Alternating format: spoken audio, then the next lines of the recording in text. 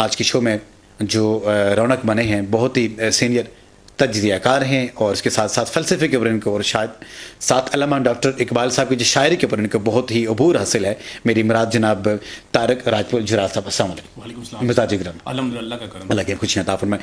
طارق راجپوت جرال صاحب آپ سے شروعات کرتے ہیں کہ ڈاکٹر علامہ محمد اقبال جب وہ ان کا نام لیتے ہیں تو ہمیں ہمارے ذہن میں یہ آتا ہے کہ وہ صرف ایک شاعر نہیں تھے, وہ مدبر تھے, وہ مفکر تھے, وہ مصنف تھے, وہ اللہ تعالیٰ کے ولی تھے, وہ اللہ تعالیٰ کے برگزیدہ بندے تھے.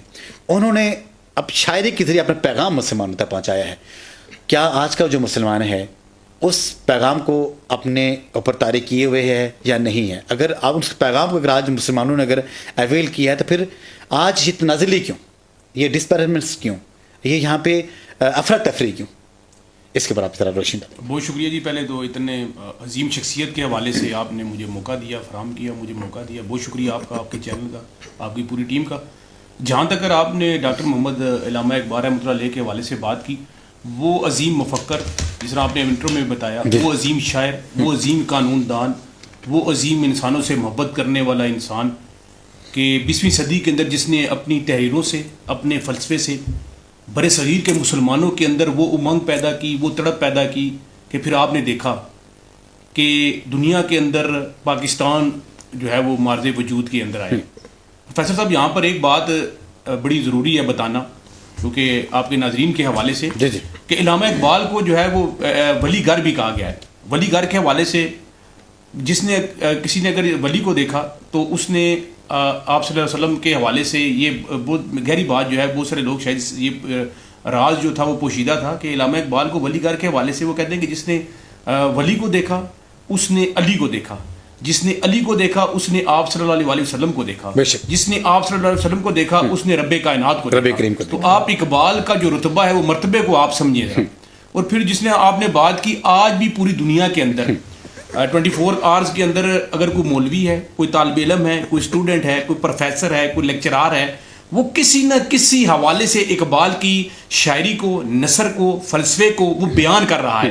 اللہ تبارک و تعالیٰ نے جو مرتبہ اور جو رتبہ دیا اقبال کو, اور پھر انہوں نے خود فرمایا جس طرح آپ نے فرمایا کہ اللہ کے رسول سرور کائنات فخر موجودات حبیب رب العالمین سراج السالکین کے ساتھ جو محبت تھی, اس کے حوالے سے کسی نے سوال کیا اقبال سے کہ اللہ تبارک و تعالیٰ نے جو رتبہ جو مقام آپ کو دیا ہے تو اس کی کیا وجہ ہے؟ تو کیا خوبصورت انداز انہوں نے فرمایا کہ میں نے کم و بیش 1 کروڑ مرتبہ آپ صلی اللہ علیہ وسلم کی ہستی کے اوپر جو ہے وہ درود شریف بھیجا. تو ایسی شخصیت, اور پھر ان کی شاعری کے حوالے سے بات کی جائے کہ نہیں ہے اقبال کشتے بیراں ذرا نم ہو تو یہ مٹی بڑی زرخیز ساکی, اور خونے دل دے کے نکھاریں گے رخ برگے گلاب, ہم نے گلشن کے تحفظ کی قسم کھائی.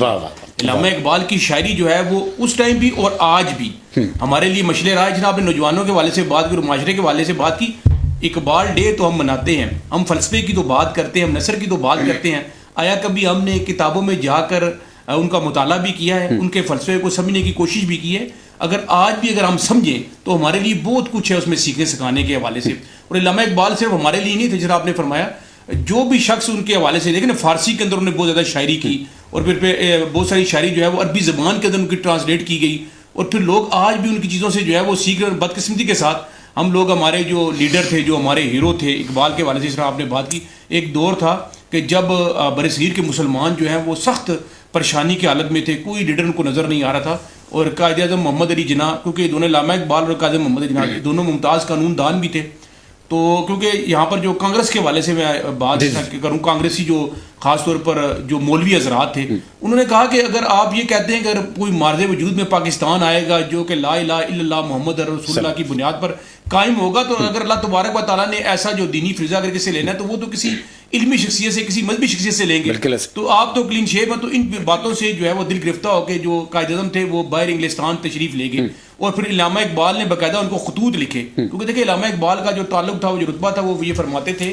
ایک دفعہ انہوں نے یہ سوچا کہ شاید جو کچھ میں یہ کہتا ہوں یہ شاید میں کہتا ہوں میں, تو کئی عرصے تک جو ہے ان کو وہ آمد نہیں ہوئی تھی. پھر اس کے اوپر وہ بڑے خوبصورت ایک شعر بھی کہے کہ جو میں کہا تو گناہ کیا, جو گناہ کیا تو سزا ملی. پھر انہوں نے اللہ تبارک و تعالیٰ کے سامنے جو ہے وہ سر بسجود ہوئے, اللہ تبارک تعالیٰ سے معافی مانگی, تو پھر دوبارہ وہ سلسلہ جاری ہوا. پھر علامہ اقبال نے جو ہے وہ قائد محمد علی جناح کو باقاعدہ خطوط لکھے کہ اگر پاکستان کا اگر کوئی نقشے کے اوپر کوئی نام اگر وجود میں آنا ہے تو مجھے غیب کی طرف سے یہ نظر آ رہا ہے کہ وہ آپ کے ہاتھوں سے بنے گا.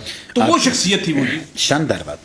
خدا کے بندے تو ہیں ہزاروں، بنوں میں پھرتے ہیں مارے مارے، میں اس کا بندہ بنوں گا جس کو خدا کے بندوں سے پیار ہوگا. لیکن آج علامہ اقبال کی فلسفی تو ہم پڑھتے ہیں، ان کے اشعار تو ہمیں زبانی یاد ہیں، ان کی تعلیمات تو ہیں، لوگ ڈاکٹر صاحب کے پی ایچ ڈیز کر رہے ہیں، اسکالرز بن رہے ہیں.